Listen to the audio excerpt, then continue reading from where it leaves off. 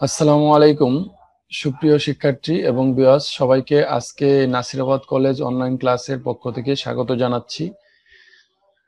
Mathematics ডিপার্টমেন্টের honours second year শিক্ষার্থীদের জন্য ক্যালকুলাস 2 নিয়ে হাজির হয়েছি আমি মোহাম্মদ সাইফুল ইসলাম, প্রভাষক, নাসিরাবাদ কলেজ, ময়মনসিংহ।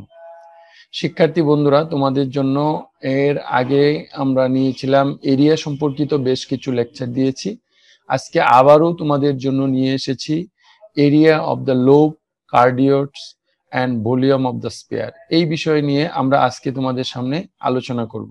প্রথমে আমি তোমাদের এরিয়া অফ দ্য লোব সম্পর্কে একটা প্রবলেম সলভ করাবো, তারপর হচ্ছে আমরা কার্ডিওট সম্পর্কে করাবো, তারপরে আমরা ভলিউম সম্পর্কে একটু ধারণা দিয়ে আমরা পরবর্তী ক্লাসে চলে যাব। ঠিক আছে শিক্ষার্থী বন্ধুরা, তাহলে চলো আজকে আমরা প্রবলেমটা দেখে নিই। আজকে প্রথমেই তোমাদের জন্য যেটা নিয়ে আসছি সেটা হচ্ছে use double integral find the area of a loop of r equal to a cos 3θ। এটা 2016 সালে আসছিল।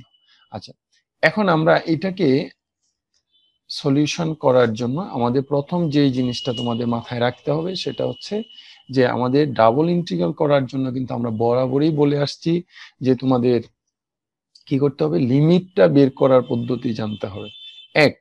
তারপরে হচ্ছে আমাদের এখানে জানতে হবে যে আমাদের এই যে আছে cos 3θ, তাহলে আমাদের এখানে cos 3θ, এই 3 এটা জোড় না বিজোড় সেটা আমাদের মাথায় রাখতে হবে। যদি 3 এখানে কি ইভেন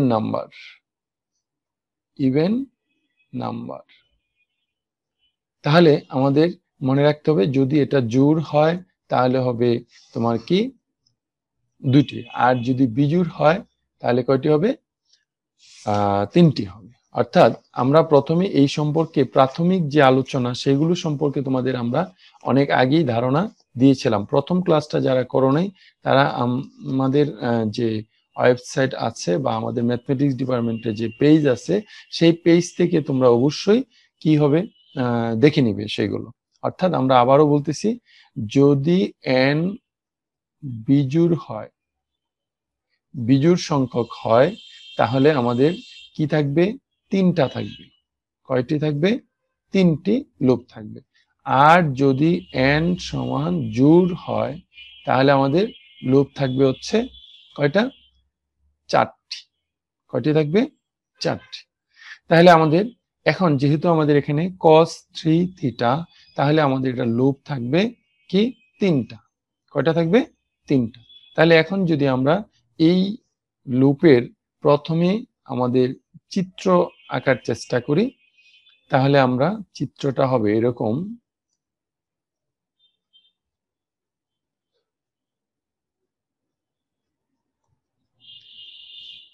এটা নিলাম, এখন আমি এটার জন্য একটা লুপ আঁকবো।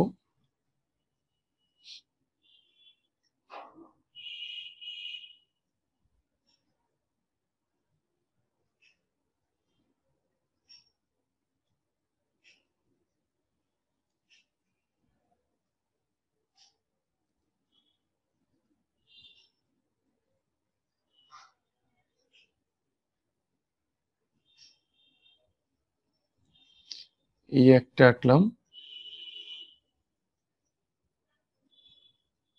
এই আর একটা আঁকলাম,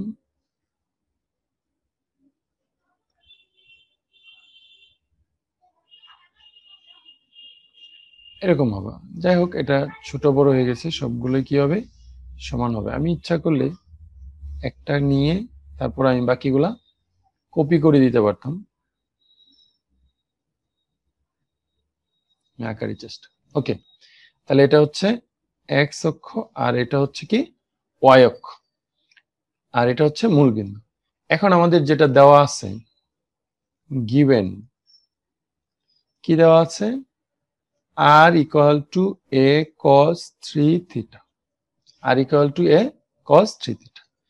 এখন আমাদের এই যে একটা লুপ, এই লুপটাকে যদি আমরা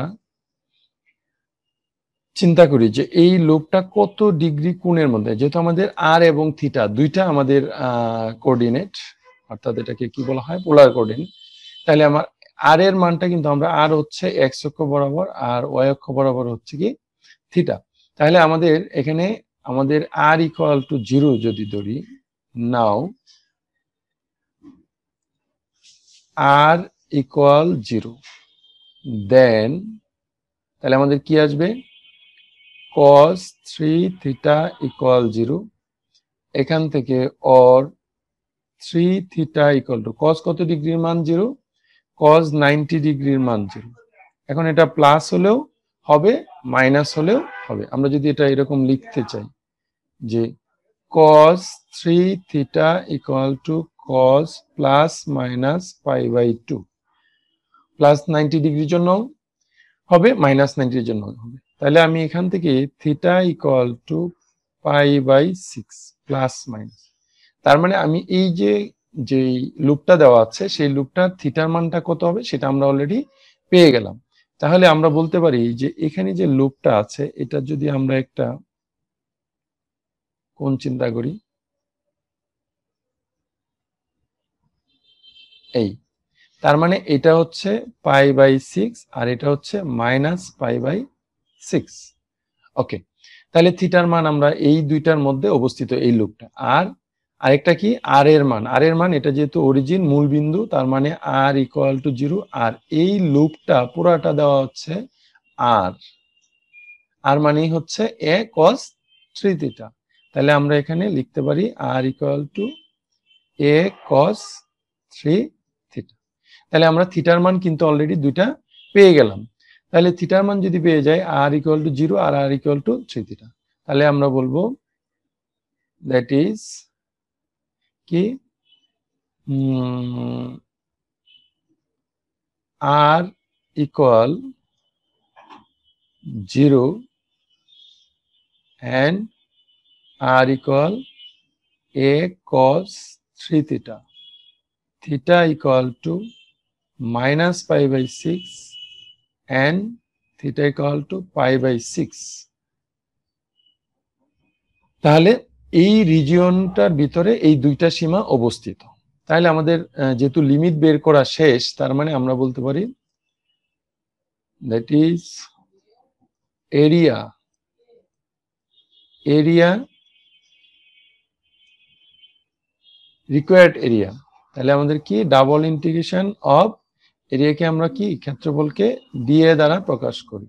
ওকে, এখন হচ্ছে যে আমাদের double integration of r d r d theta, কি আর ডিআর ডি থিটা। এখন প্রথম আর এর লিমিট, আর এর লিমিটটা কত হবে, আর ইকুয়াল টু 0 আর r equal to a cos 3 theta আর theta equal to minus pi by 6 এবং প্লাস পাই বাই 6, কারণ আমরা চিত্রে এটা দেখিয়েছি। এখন অঙ্কটা অনেক সহজ হয়ে গেল। তাহলে আমরা এখন এটা পাবো theta equal minus pi by 6 আর হচ্ছে প্লাস পাই বাই 6। যেহেতু আর এর সাপেক্ষে এটা অন্তরজ করলে কত হবে, r square by 2, r square by 2 d, r তো আর হবে না যেহেতু আমি আর এর সাপেক্ষে করে ফেলেছি। তাহলে এখন হবে ডি থিটা, লিমিট হবে minus pi by 6 plus pi by 6, কার মান, থিটার মান। তাহলে এটার আপার লিমিট কত, এ cos 3 থিটা আর লোয়ার লিমিট কত, 0। তাহলে এখন যদি আপার লিমিট বসাই তাহলে আমাদের এটা হবে half a square cos square 3 theta d theta. Okay, তাহলে আপার লিমিট এবং লোয়ার লিমিট আমরা বসালাম, থিটার মান এত, হাফ। এখানে cos স্কয়ার থিটার তো আর ইন্টিগ্রেশন করা যাচ্ছে না, সেই জন্য আমরা কি করব, এখানে a স্কয়ার বাই 4 দিব। a স্কয়ার তো আছে, হাফ আছে, আর একটা হাফ দিলাম। কেন হাফ দিলাম, আমি এখানে 2 দ্বারা মাল্টিপ্লাই করব, 2 cos square theta d theta. তাহলে এখন দেখো আমি যদি নিচে চলে যাই তাহলে আমি দেখতে পাচ্ছি যে এখানে a square by 4, a square by 4 অর্থাৎ 2 cos স্কয়ার থিটা। আমরা যদি এটা দেই তাহলে আমাদের কত আসতেছে,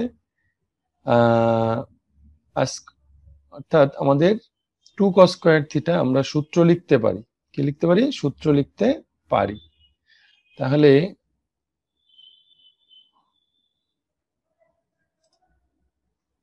যদি সূত্র লিখি তাহলে দেখো কি হয়।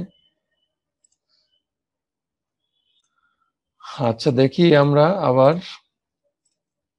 তাহলে এখানে a²/4 আসলো। আচ্ছা আমরা আরেকটা কাজ করতে পারি, সেটা হলো আমাদের এখানে 2 ইন্টু এই যে π/6 আর পাই প্লাস এবং মাইনাস, তাহলে আমরা 2 দ্বারা গুণ করলে আমরা একটা লিখতে পারি 0 to, এটা একটা পদ্ধতি আছে। আর 2 cos স্কয়ার থিটা কি আমরা লিখতে পারি 1 প্লাস cos 2 থিটা, তার মানে কত 6 theta d theta 1/6 sin 6 into π/6, মানে ওটা বসালেও জিরোই হবে। এরপর আমি একটু দেখিয়ে দিলাম। তাহলে এখান থেকে ফাইনালি 6 কাটা সাইন 180 ডিগ্রির মান 0, তার মানে আমাদের টোটালটা আসতেছে এখানে পাই স্কয়ার 6 দুগুণে 12 এত স্কয়ার ইউনিট। ঠিক আছে, তাহলে আবার আমরা দেখলাম যে আরেকটা প্রবলেম এখানে আছে। Find by double integration the area of the region bounded by the cardioids r equal to a 1 plus cos theta এবং r equal to a 1 minus cos theta, এই দুইটা কার্ডিওট দ্বারা আবদ্ধ যে ক্ষেত্র তার কি ক্ষেত্রফল নির্ণয় করতে হবে। আচ্ছা এখানে একটু বেসিক আলোচনা সেটা করে নিতে হয়, সেটা হচ্ছে যদি তোমাকে 1 প্লাস cos কি আছে থিটা, এই যে 1 প্লাস cos থিটা আছে, এখানে থিটার মানের জায়গায় যদি আমরা মাইনাস থিটা বসাই, থিটার মানের জায়গায় যদি আমরা কি বসাই মাইনাস থিটা বসাই, তাহলে যদি মানের কোনো পরিবর্তন না হয় তাহলে এটা বুঝতে হবে যে এক্স অক্ষের সাপেক্ষে কি প্রতিসম, এক্স অক্ষের সাপেক্ষে কি হবে প্রতিসম। এটা হচ্ছে আবদ্ধ ক্ষেত্র। এই আবদ্ধ ক্ষেত্রে ক্ষেত্রফল কি করতে হবে নির্ণয় করতে হবে। যদি আমরা এটা নির্ণয় করি তাহলে আমাদের প্রথমেই আমরা বলবো গিভেন কি দেওয়া আছে r equal to a 1 plus cos theta, এটা হচ্ছে একটা। আরেকটা হচ্ছে n r equal to a 1 minus cos theta, এই দুইটা কার্ডিওট দেওয়া আছে। এখন যেহেতু আমরা এই দুইটা কার্ডিওট আমরা আগেই বলেছি যে এটা যদি x থিটার পরিবর্তে মাইনাস থিটা বসে তাহলে x অক্ষের সাপেক্ষে প্রতিসম, অতএব আমরা এটা লিখে নিলাম।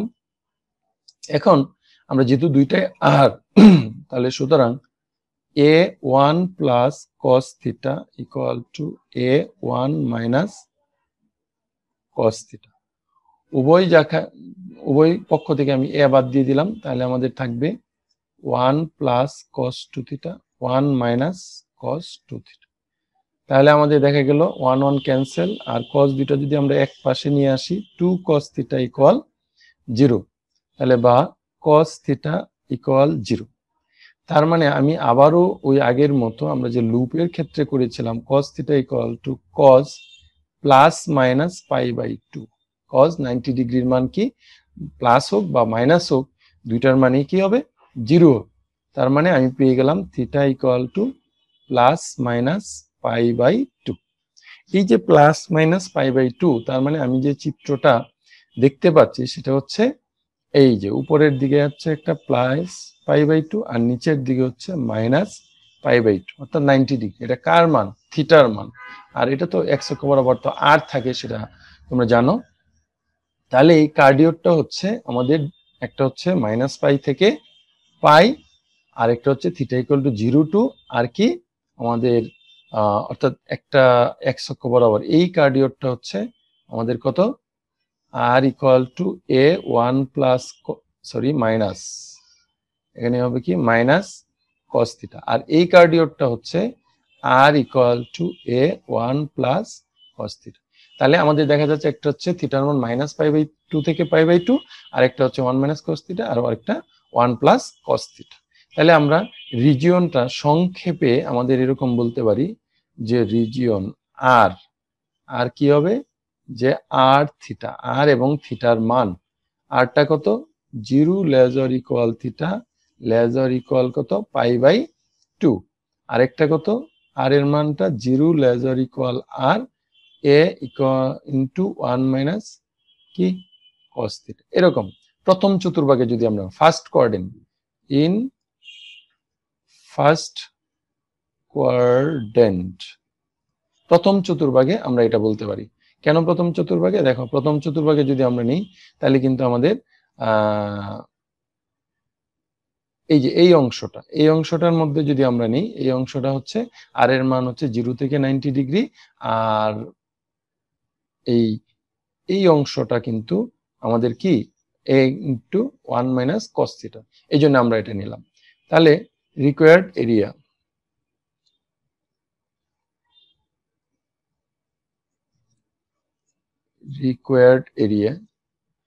আমাদের এরকম ভাবে একটা অংশ নিয়ে তারপরে কিন্তু আমরা 4 দ্বারা গুণ করলে টোটালটার কি ক্ষেত্রফল পাবো। সেই জন্য আমরা প্রথমে 4 double integration of d a, ওকে।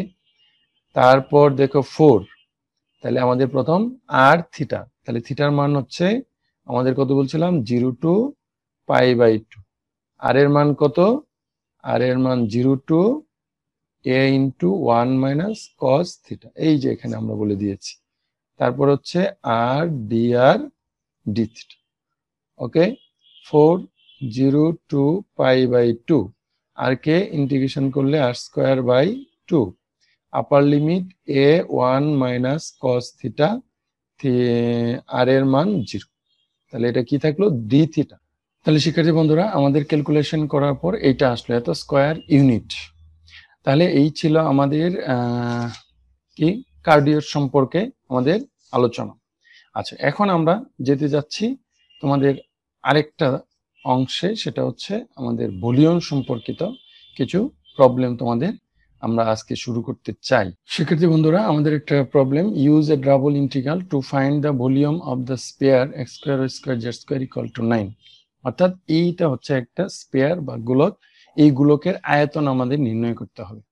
আয়তনের সূত্র আগের মতোই, আমাদের ডাবল ইন্টিগ্রাল যেহেতু ছিল, আমাদের এখানে আসলে জেড ডিওয়াই ডিএক্স, হ্যাঁ।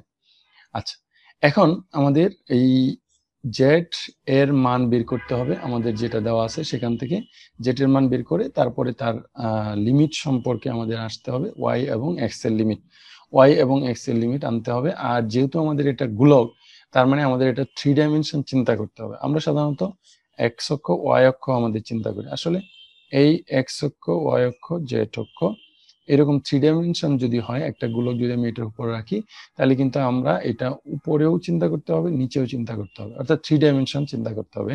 আর আমরা এর আগে যখন আমরা 4টা অক্ষ ধরতাম, এখন কিন্তু আমাদের 8টা অক্ষ চিন্তা করতে হবে, অর্থাৎ অষ্টভাগ চিন্তা করতে হবে। সেই জন্য আমাদের আগেরটা যদি একটা বের করে 4 দ্বারা গুণ করতাম, এখন হচ্ছে একটা অংশ বের করে আমাদের 8 দ্বারা মাল্টিপ্লাই করতে হবে, তাহলেই হচ্ছে আমাদের কি এটা বের হবে।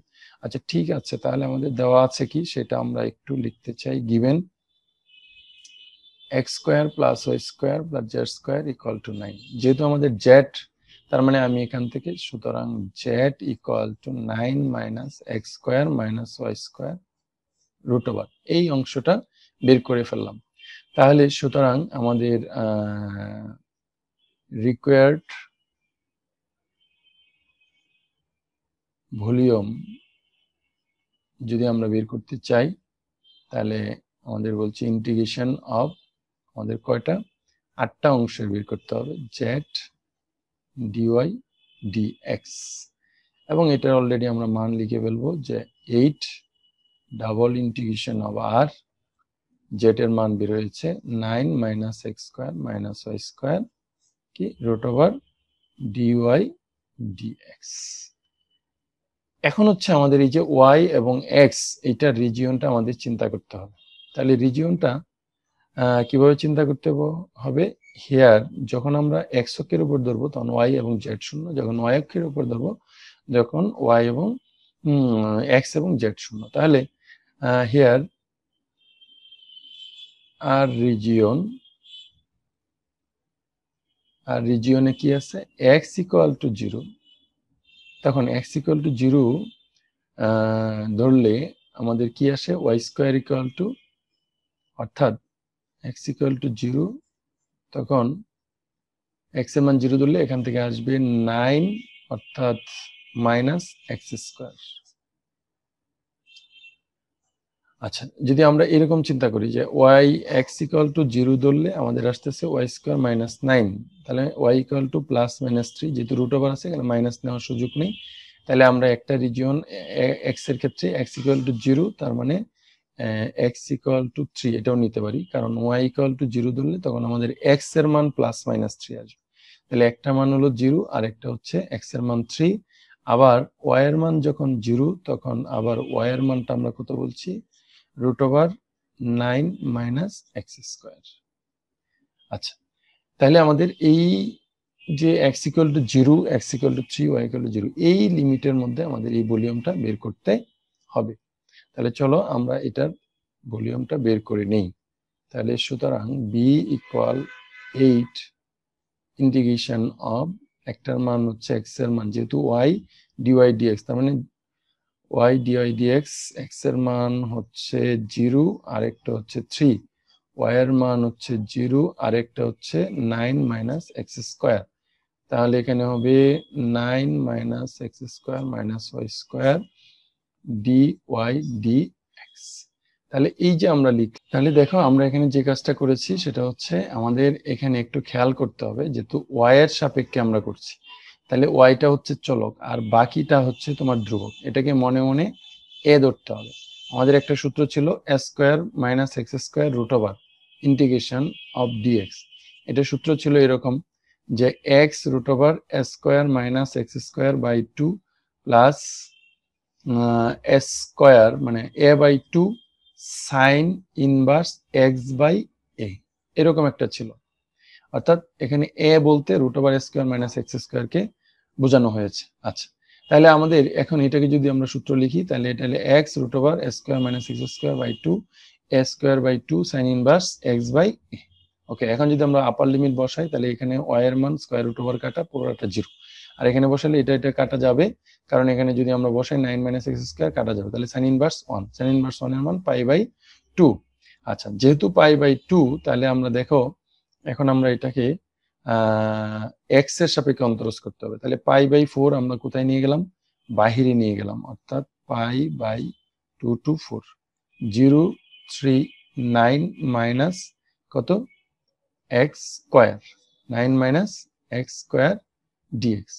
এখন এটা হচ্ছে 2 পাই, তাহলে আমাদের এটাকে যদি এখন ইন্টিগ্রেশন করি, তাহলে 9x minus x cube by 3, তাহলে এটা আপার লিমিট 3, লোয়ার লিমিট 0। তাহলে এখন আমাদের 2 পাই থাকলো 9 into 3 minus 3 cube by 3 minus lower limit বসালে এটা কত 0। তাহলে আমাদের এটা আপার লিমিট আর এটা লোয়ার লিমিট বসাই দিলাম। ওকে, তাহলে আমাদের এখন দেখো এখানে 2 পাই 3 নং 27 মাইনাস 3 নং 27, 3 দিয়ে কাটলে 3 নং 27, 27 বিয়োগ 9, তাহলে কত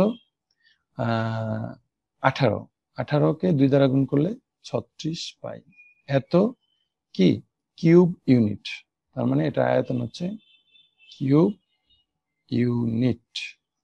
তাহলে এই ছিল আমাদের কি তোমাদের আয়তন সম্পর্কিত আমাদের যে অঙ্কগুলো সেইগুলো।